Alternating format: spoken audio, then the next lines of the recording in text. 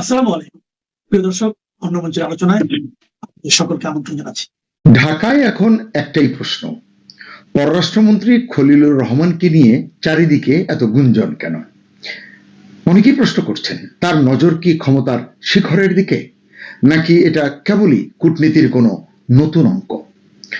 আজকের ভিডিওতে আমরা দেখব এই গুঞ্জনের পেছনে আসলে কি আছে, আর কেনই বা হঠাৎ করেই আলোচনার কেন্দ্রে উঠে এলেন খলিলুর রহমান। আসসালামু আলাইকুম, স্বাগত লিডস নিউজে। সম্মানিত দর্শক, মোহাম্মদ খলিলুর রহমান, বাংলাদেশের মানুষ তাকে কি খুব একটা চিনত?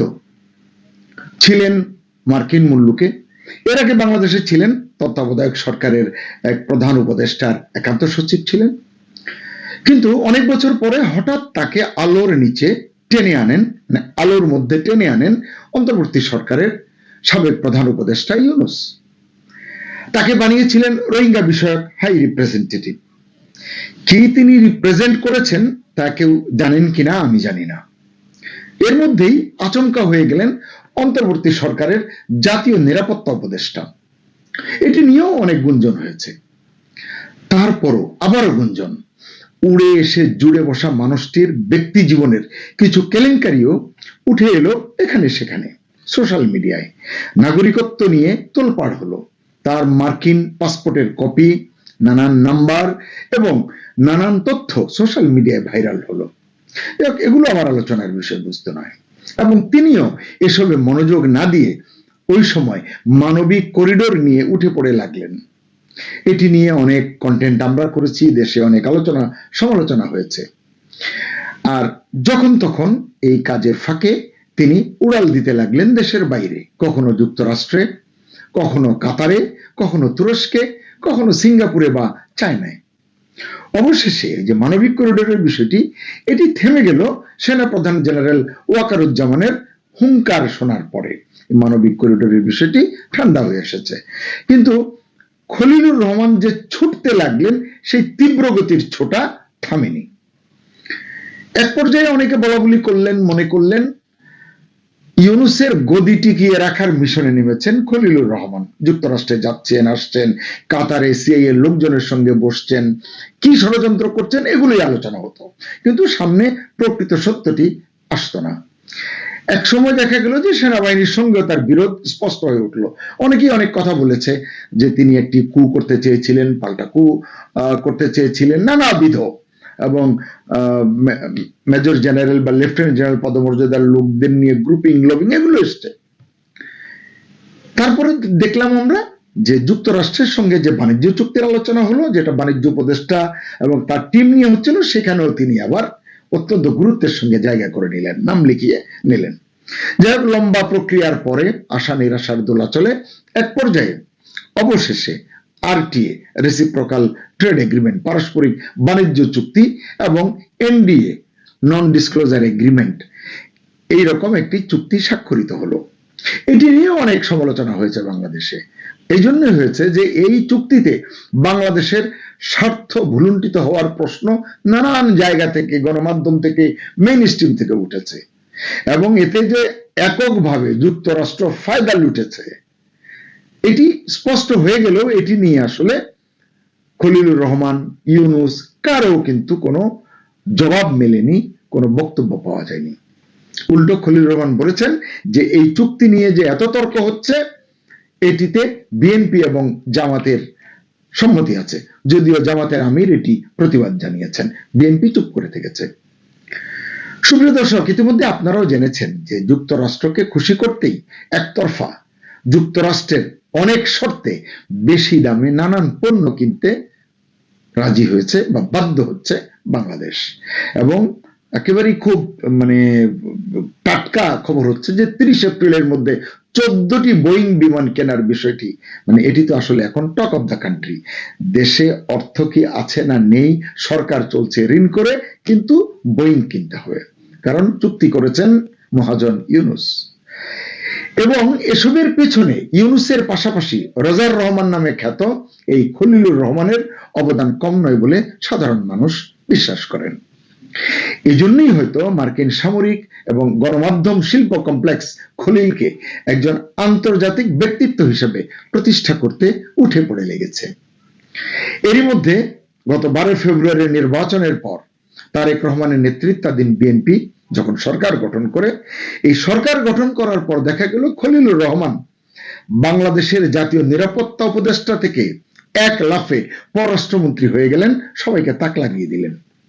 অথচ এই বিএনপি 2025 সালে গত বছরের মে জুন মাসে, বিশেষ করে যখন ইউনূস লন্ডনে যান তারেক রহমানের সঙ্গে বৈঠক করতে, তখন খলিলুর রহমানের পদত্যাগ দাবি করেছিল। যাই হোক, পররাষ্ট্রমন্ত্রী হয়েও আবার গুঞ্জনের কেন্দ্রবিন্দু হয়ে ওঠেন খলিলুর রহমান। কেউ বলেন ইউনূস তদবির করেই বা শর্ত সাপেক্ষে খলিলকে তারেক রহমানের সরকারে ঢুকিয়ে দিয়েছেন, তারেক নিতে বাধ্য হয়েছেন। আবার কেউ বলছেন মার্কিন যুক্তরাষ্ট্রের পছন্দে এবং ইচ্ছাই খলিল হয়েছেন পররাষ্ট্রমন্ত্রী।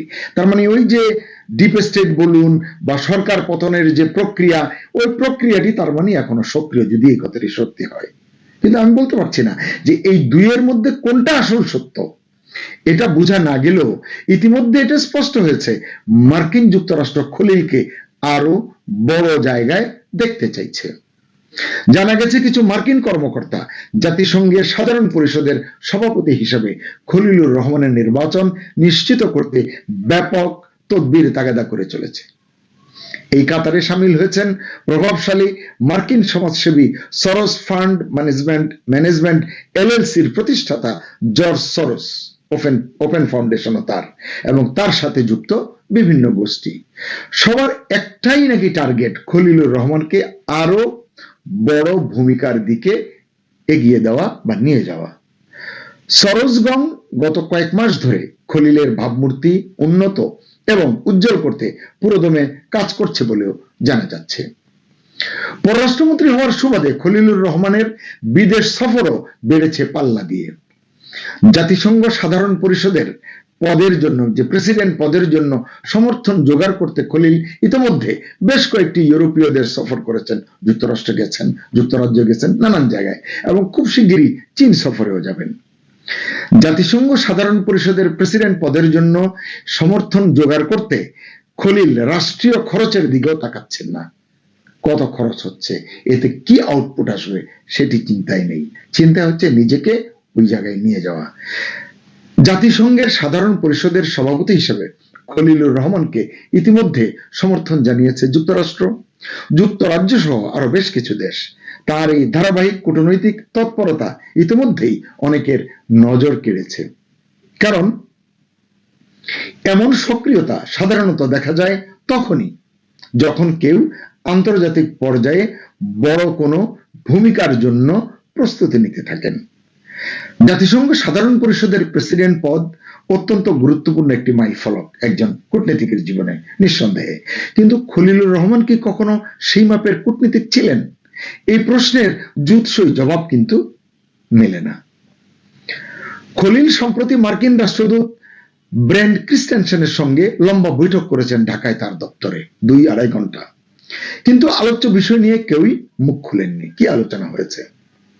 জানা যায় এই সময় ব্রেন্ট ক্রিস্টেনসেন তাকে অনেক তথ্য দিয়েছেন, যেটি তাদের সম্মিলিত যে পরিকল্পনা তার সঙ্গে সামঞ্জস্যপূর্ণ বা তাদের কাজের আলোচনা।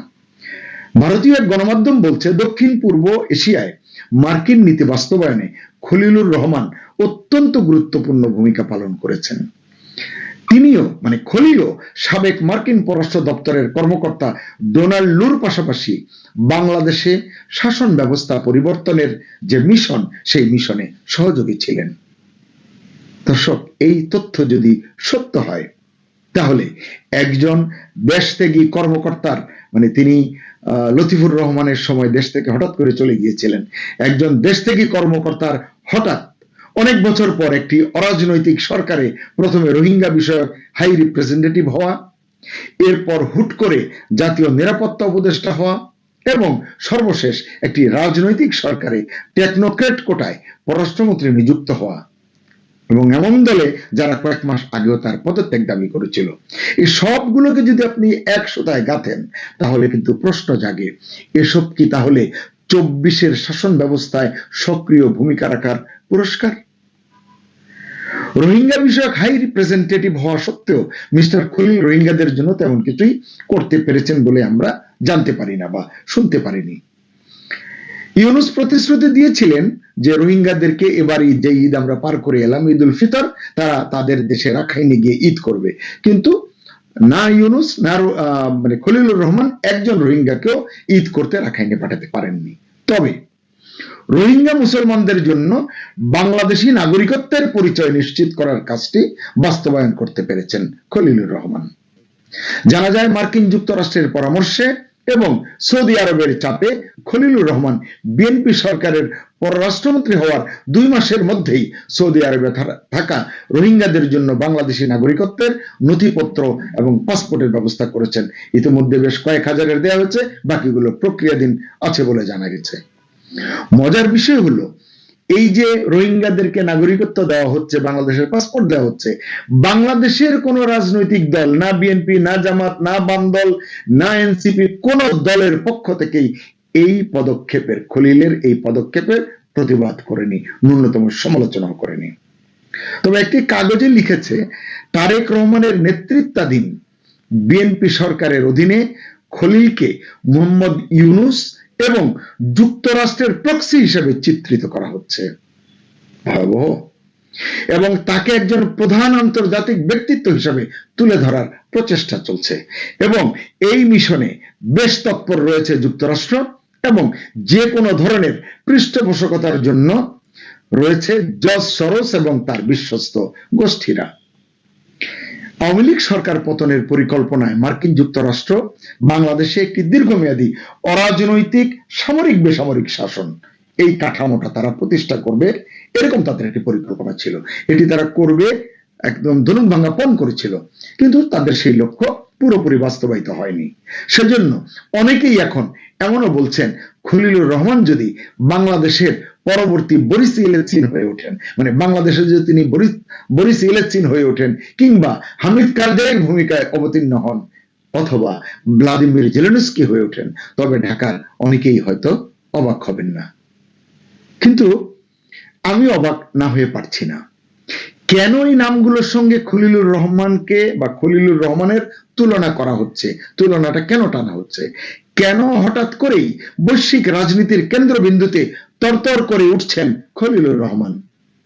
এই যে তুলনা হচ্ছে, এটা কতটা বাস্তবসম্মত, এটা নিয়ে তীব্র বিতর্কও থাকতে পারে, কিন্তু তুলনাটা হচ্ছে বলেই প্রশ্ন করতে ইচ্ছা করছে। বিষয়টা কি এমন যে যা কিছু রটে সামান্য হলেও বটে? স্বীকার করতে দ্বিধা নেই, কারণ যাই হোক, খলিলুর রহমান এখন কেবল দেশের ভেতরের নয়, আন্তর্জাতিক রাজনীতির আলোচিত নাম হয়ে উঠছেন, কারণ তিনি আন্তর্জাতিক অনেকের স্বার্থ রক্ষার কবচ হয়ে হয়তো উঠেছেন বা উঠছেন। এজন্যই প্রশ্ন করি, তিনি কি সত্যিই ক্ষমতার শিখরের দিকে এগোচ্ছেন, নাকি এসবই কেবল অতিরঞ্জিত গুঞ্জন? খলিলুর রহমান যা করেছেন, যা করছেন, তা কি একজন দক্ষ কূটনীতিকের স্বাভাবিক কার্যক্রম, নাকি এর পেছনে রয়েছে বিশেষ কারো বড় কোনো রাজনৈতিক লক্ষ্য? ঢাকায় এই যে এত গুঞ্জন, এই যে এত বিশ্লেষণ শোনা যায়, এর কোনো উত্তর কিন্তু, সঠিক উত্তর কিন্তু পাওয়া যায় না। তাই অপেক্ষা সময়ের, কারণ সময়ই বলে দেবে এই গল্প কূটনীতির নাকি ক্ষমতার কোনো নতুন অধ্যায়ের। সবার জন্য শুভকামনা। ইউনূস বুঝেছিলেন যে তিনি ক্ষমতা ছেড়ে দিলেও তার বিশেষ নিরাপত্তার প্রয়োজন হবে বাংলাদেশে ঘুরে বেড়াতে কিংবা বিদেশে যেতেও, কারণ পৃথিবীর কোন বিমানবন্দরে বলুন বাংলাদেশিরা নাই, কিংবা পৃথিবীর কোন দেশে বলুন বাংলাদেশি প্রবাসীরা নাই। তার সরকারের বিভিন্ন মন্ত্রী কিংবা পারিষদ বর্গের যে ধরনের পরিস্থিতি বিদেশে ভ্রমণে গিয়ে হয়েছে, তাতে সম্ভবত ডক্টর মোহাম্মদ ইউনূস ঠিক করে রেখেছিলেন যে তিনি এই প্রটোকলটা পারলে সারা জীবন ভোগ করবেন। বাংলায় একজন যখন অন্যজনকে বুদ্ধির চালে হারিয়ে দেয়, তখন শেরের ওপর শোয়া শের, তুমি চলো ডালে ডালে আমি চলি পাতায় পাতায়, এরকম নানা রকম প্রবাদ আছে। তারেক রহমান সরকার, প্রধানমন্ত্রী তারেক রহমান আজকে এমন একটা চাল চেলেছেন যে সেসব প্রবাদ মনে না করে কোনো উপায় নাই। প্রধান উপদেষ্টা থাকাকালে ডক্টর মোহাম্মদ ইউনূস ক্ষমতা ছাড়ার আগে একেবারে নিজের কার্যালয় থেকে নিজের কার্যালয়ের সচিবকে দিয়ে সই করিয়ে এমন একটা প্রজ্ঞাপন জারি করিয়ে গিয়েছিলেন যাতে কিনা আগামী বছর ফেব্রুয়ারি পর্যন্ত তার বাংলাদেশের অতি গুরুত্বপূর্ণ ব্যক্তি বা very very important person VVIP মর্যাদা মেয়াদ থাকবার কথা, যার আওতায় তিনি এখনো এসএসএফ সুবিধা পাচ্ছেন, প্রেসিডেন্ট গার্ড রেজিমেন্টের সুবিধা পাচ্ছেন, মানে বাংলাদেশের প্রধানমন্ত্রী রাষ্ট্রপতি যে সুবিধা সাধারণত পেয়ে থাকেন। শুধু তাই নয়, ডক্টর ইউনূস বিদেশে গেলে এমনকি দূতাবাসগুলোর পূর্ণাঙ্গ প্রোটোকল পাচ্ছেন এবং পাচ্ছেন নিরাপত্তা সুবিধাও। এমন একটা প্রজ্ঞাপন জারি করিয়ে নিজেই যে নিজেকে ভিভিআইপি পার্সন তিনি ঘোষণা করে গেছেন, সেটা এমনকি 17ই ফেব্রুয়ারি তারেক রহমান সরকার শপথ নেওয়ার পর ডক্টর মোহাম্মদ ইউনূস ক্ষমতা ছেড়ে দেওয়ার পরেও জানাশোনা ছিল না। মার্চের শুরুতে সংবাদপত্রে খবর ফাঁস হয় যে প্রধান উপদেষ্টা তার কার্যালয়ের সচিব সাইফুল্লাহ পান্নাকে দিয়ে সই করিয়ে একটা প্রজ্ঞাপন জারি করিয়ে গেছেন, যার আওতায় বলা হয়েছে যে সরকার বিশেষ নিরাপত্তা বাহিনী আইনের ক্ষমতা বলে অন্তর্বর্তী সরকারের প্রধান উপদেষ্টা অধ্যাপক মোহাম্মদ ইউনূসকে তার দায়িত্ব হস্তান্তরের তারিখ থেকে 1 বছরের জন্য অতি গুরুত্বপূর্ণ ব্যক্তি হিসেবে ঘোষণা করেছে। এর ফলে অন্তর্বর্তী সরকারের সময়ে করা রাষ্ট্রপতি, প্রধানমন্ত্রী বা প্রধান উপদেষ্টা অতি গুরুত্বপূর্ণ ব্যক্তির নিরাপত্তা বিধিমালা 2025 অনুযায়ী ডক্টর ইউনূস দায়িত্ব ছাড়ার পর থেকে এসএসএফ এর নিরাপত্তা সুবিধা পাচ্ছেন। একজন ভিভিআইপি হিসেবে তার বাসভবন ও কর্মস্থলে দায়িত্ব পালন করছেন এসএসএফ সদস্যরা। তার উপস্থিতিতে আয়োজিত সব অনুষ্ঠানে নিরাপত্তা তল্লাশি থাকছে এবং দেশ বিদেশে ভ্রমণের সময় পররাষ্ট্র মন্ত্রণালয় ও দূতাবাসের সমন্বয়ে নিরাপত্তা ব্যবস্থা নিশ্চিত করা হচ্ছে। আজকে তারেক রহমান সরকার এমন এক চাল চেলেছেন যে ওই যে শেরের ওপর সোয়াশের, সে প্রবাদ মনে না করে কোনো উপায়ই থাকে না। ভিভিআইপি মর্যাদার মেয়াদ তারেক রহমান সরকারের আমলে এসে ইউনূস সাহেবের জন্য 6 মাস কমিয়ে দেওয়া হয়েছে। আগামী 10ই আগস্টের পর তিনি আর এ মর্যাদা পাবেন না। এরপর থেকে তাকে একজন বাংলাদেশের সাধারণ নাগরিকের মতোই চলাফেরা করতে হবে। এই খবরটি সংবাদ মাধ্যমে সরকারের একাধিক উচ্চ পর্যায়ের সূত্র নিশ্চিত করেছে বলে এখন বাংলাদেশের সংবাদ মাধ্যমগুলোতে খবর বেরিয়েছে। যেই প্রজ্ঞাপন জারি করে 10ই ফেব্রুয়ারি মানে নির্বাচনের 2 দিন আগে গোপনে ডক্টর মোহাম্মদ ইউনূস 1 বছরের জন্য নিজেই নিজেকে অতি গুরুত্বপূর্ণ ব্যক্তি বা ভিভিআইপি হিসেবে ঘোষণা করেছিলেন, ঠিক সেই আইনেরই আওতায়, নিরাপত্তা বাহিনী আইনের আওতায় দেওয়া সেই সুবিধা পুনর্বিবেচনা করে তা কমিয়ে এখন 6 মাস করা হয়েছে। অর্থাৎ 10ই আগস্ট পর্যন্ত তিনি এই এসএসএফ সুবিধা এবং প্রোটোকল সুবিধা পাবেন।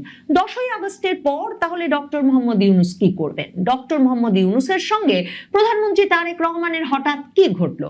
প্রধানমন্ত্রী তারেক রহমান যে ডক্টর মোহাম্মদ ইউনূসের এই ভিভিআইপি স্ট্যাটাসকে কিছু মাত্র গুরুত্ব দিচ্ছেন না, সেটা কিন্তু ঈদের দিনে তারেক রহমান যে যমুনায় শুভেচ্ছা বিনিময়ের আয়োজন করেছিলেন বিশিষ্ট ব্যক্তিদের সঙ্গে, সেই দিনই পরিষ্কার হয়ে গেছে। ডক্টর মোহাম্মদ ইউনূসের যেই বিগলিত ভিডিও তারপর সামাজিক যোগাযোগ মাধ্যমে ছড়িয়ে পড়েছিল, সেখানে দেখা যায় যে সব দন্ত বিকশিত করে ডক্টর মোহাম্মদ ইউনূস তারেক রহমানকে বলছেন যে যমুনার গেইটে, যে যমুনা নাকি তিনি তার কয়েক সপ্তাহ মাত্র আগে ছেড়ে গেছেন, সেই যমুনার গেইটে প্রধানমন্ত্রী তারেক রহমানের সাক্ষাৎ পেতে তাকে 1.5 ঘন্টার বেশি অপেক্ষা করতে হয়েছে।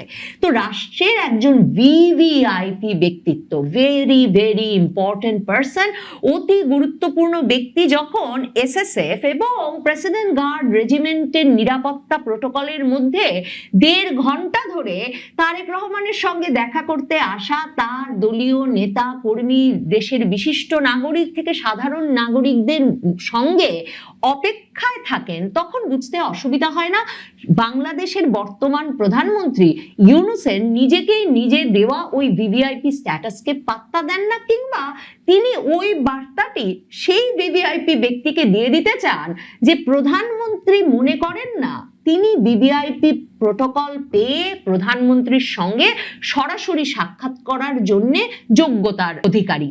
মানে এই VVIP, very very important person, বাংলাদেশে কে? বাংলাদেশে ঐতিহ্যগতভাবে প্রেসিডেন্ট এবং প্রধানমন্ত্রী এই দুজন এই ভিভিআইপি সুবিধা, এসএসএফ প্রটোকল এবং প্রেসিডেন্ট গার্ড রেজিমেন্টের সুবিধা পেয়ে আসেন। এই যে ইউনূস নিজেই নিজেকে 1 বছরের সুবিধাটা দিয়েছেন, সেটার যুক্তি হিসেবে তার প্রেস সচিব শফিক সংবাদ মাধ্যমকে বলেছিলেন বটে যে এর আগে 2001 সালে ক্ষমতা ছাড়ার সময় তত্ত্বাবধায়ক সরকারের উপদেষ্টা লতিফুর রহমানও এ কাজ করেছিলেন, কিন্তু সেই ঘটনা ছাড়া শেখ হাসিনা, খালেদা জিয়া কেউই এমনকি প্রধানমন্ত্রিত্ব ছেড়ে 1 বছরের জন্য এসএসএফ সুবিধা ধরে রেখেছেন বা কোনো বিশেষ নিরাপত্তা সুবিধা ধরে রেখেছিলেন, বাংলাদেশের ইতিহাসে এই রেকর্ড নাই। এই সুবিধাটি একেবারেই বাংলাদেশের প্রধানমন্ত্রী এবং বাংলাদেশের প্রেসিডেন্টের জন্য নির্ধারিত ছিল। ইউনূস আমলেই এমন একটা আইন আনা হয়, এই কথাটা মাথায় রেখেই সম্ভবত, যে ইউনূস বুঝেছিলেন যে তিনি ক্ষমতা ছেড়ে দিলেও তার বিশেষ নিরাপত্তার প্রয়োজন হবে বাংলাদেশে ঘুরে বেড়াতে কিংবা বিদেশে যেতেও, কারণ পৃথিবীর কোন বিমানবন্দরে বলুন বাংলাদেশিরা নাই, কিংবা পৃথিবীর কোন দেশে বলুন বাংলাদেশি প্রবাসীরা নাই। তার সরকারের বিভিন্ন মন্ত্রী কিংবা পারিষদ বর্গের যে ধরনের পরিস্থিতি বিদেশে ভ্রমণে গিয়ে হয়েছে, তাতে সম্ভবত ডক্টর মোহাম্মদ ইউনূস ঠিক করে রেখেছিলেন যে তিনি এই প্রটোকলটা পারলে সারা জীবন ভোগ করবেন।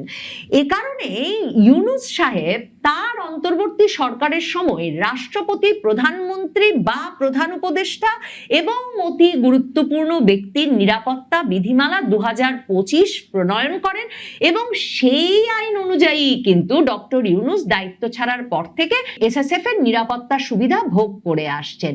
এই যে অতি গুরুত্বপূর্ণ ব্যক্তি, ডক্টর ইউনূস নিজের এই অতি গুরুত্বপূর্ণ ব্যক্তি হিসেবে নিজেকে চিহ্নিত করে এসএসএফ সুবিধা পাওয়ার বিষয়টি জায়েজ করতে খালেদা জিয়া যখন মৃত্যুশয্যায়, মানে মৃত্যুশয্যায় হাসপাতালে 11 দিন পার করে ফেলেছেন, তখন হঠাৎ করে খালেদা জিয়াকে এভার কেয়ার হাসপাতালে তার নিবিড় পর্যবেক্ষণ কেন্দ্রের বাইরে এসএসএফ মোতায়েন করা হয়। মানে সে সময় অনেকেই প্রত্যাশা করেছিলেন যে তখনও যেহেতু খালেদা জিয়া পুত্র তারেক রহমান বলছেন যে তার দেশে ফেরার বিষয়টি তার একক নিয়ন্ত্রণাধীন নয়, অনেকেই মনে করছিলেন তারেক রহমান হয়তো নিরাপত্তার শঙ্কার কারণে দেশে ফিরতে পারছেন না। এবং এই প্রশ্ন সংবাদ মাধ্যমের তরফে তখন করা হয়েছিল যে তারেক রহমানও কি তাহলে জিয়া পরিবারের সদস্য হিসেবে, খালেদা জিয়ার পুত্র হিসেবে দেশে ফিরলে এসএসএফ সুবিধা পাবেন? কারণ কেউই যুক্তিতে বুঝতে পারছিলেন না খালেদা জিয়া যতদিন নিজের বাড়িতে ছিলেন এর আগে, তখন এসএসএফ সুবিধা দিল না ইউনূস সরকার। হঠাৎ করে তিনি যখন মৃত্যুশয্যায়, তখন কেন হাসপাতালে তার জন্য এসএসএফ সুবিধা দিতে হবে? কিন্তু তখন ব্যাপক গাম্ভীর্যের সাথে সৈয়দা রিজওয়ানা হাসান, প্রেস সচিব শফিক, তারা রীতিমতো সংবাদ সম্মেলন করে ঘোষণা দেন যে খালেদা জিয়া ছাড়া আর কাউকে এসএসএফ সুবিধা দেওয়ার কোনো সুযোগ নাই বর্তমান সরকারের। কাজেই এই অন্তর্বর্তীকালীন সরকার কিন্তু এমনকি তারেক রহমানের নিরাপত্তার কথা বিবেচনা করে সে সময় বিএনপির অনেক নেতৃবৃন্দই যে প্রত্যাশা করেছিলেন যে সরকার তার জন্যও একটা এসএসএফ সুবিধার ব্যবস্থা করবে, সে সুবিধা তখন দেয় নাই। অথচ নিজের জন্য সে সুবিধা নিশ্চিত করে ডক্টর মোহাম্মদ ইউনূস ক্ষমতা ছেড়েছেন, তারেক রহমান সেই সুবিধার একেবারে বাড়া ভাতে ছাই ঢেলে দিয়েছেন। মানে তিনি এই আরাম, এই আয়েশ কিছুতেই, বিশেষ করে এই যে একটা সম্মানিত ব্যক্তির ভাব নেওয়া ডক্টর মোহাম্মদ ইউনূসের, সম্ভবত সেই সম্মানিত ব্যক্তির ভাবটুকু ডক্টর মোহাম্মদ ইউনূসের কাছ থেকে কেড়ে নিতে চাইছেন প্রধানমন্ত্রী তারেক রহমান। কিন্তু কেন? প্রধানমন্ত্রী তারেক রহমান তো জুনে যখন ডক্টর মোহাম্মদ ইউনূস দেশি বিদেশি চাপে অস্থির হয়ে তারেক রহমানের সঙ্গে বৈঠক করতে লন্ডন ছুটে গিয়েছিলেন, তখন তো নাকি তারেক রহমান ডক্টর মোহাম্মদ ইউনূসকে বলেছিলেন যে মুরব্বি হয়ে মাথার ওপরে থাকবেন খালেদা জিয়া আর ডক্টর মোহাম্মদ ইউনূস। এরপর থেকেই ডক্টর মোহাম্মদ ইউনূসের মনে এই প্রত্যাশা ভীষণভাবে দানা বেঁধে উঠেছিল যে তারেক রহমান রাজি তার যে স্বপ্ন, তার যে প্রত্যাশা, সেটা পূরণে রাষ্ট্রপতি হিসেবে ডক্টর মোহাম্মদ ইউনূসকে নিয়োগ দিতে।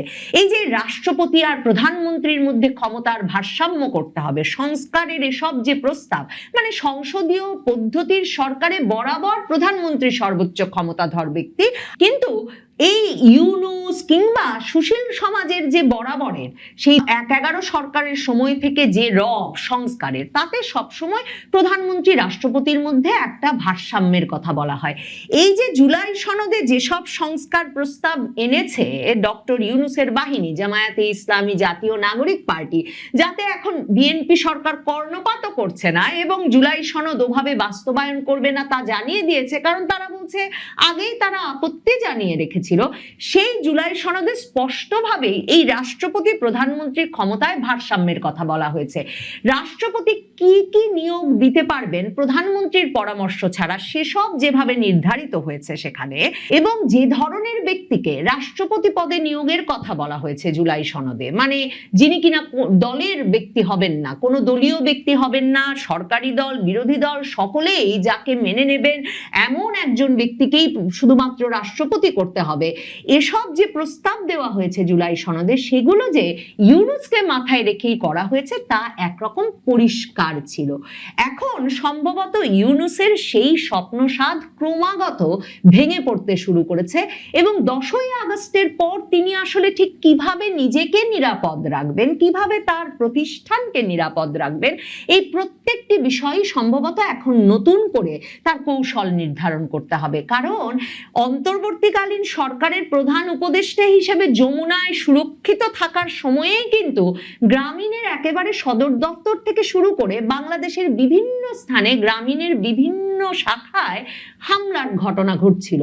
কাজেই তখন থেকেই এই আলাপটা বাংলাদেশের টেলিভিশনের বিভিন্ন টক শোতে বিভিন্ন আলোচকেরা তুলছিলেন যে ইউনুসের আমলে যে ধরনের মবের ঘটনা ঘটেছে, যখন যেখানে যার বাড়িতে ইচ্ছা ঢুকে আগুন দেওয়া হয়েছে, লুটপাট করার ঘটনা ঘটেছে, ইউনুস সাহেব নিজে যে এর শিকার হবেন না তা কে বলতে পারে।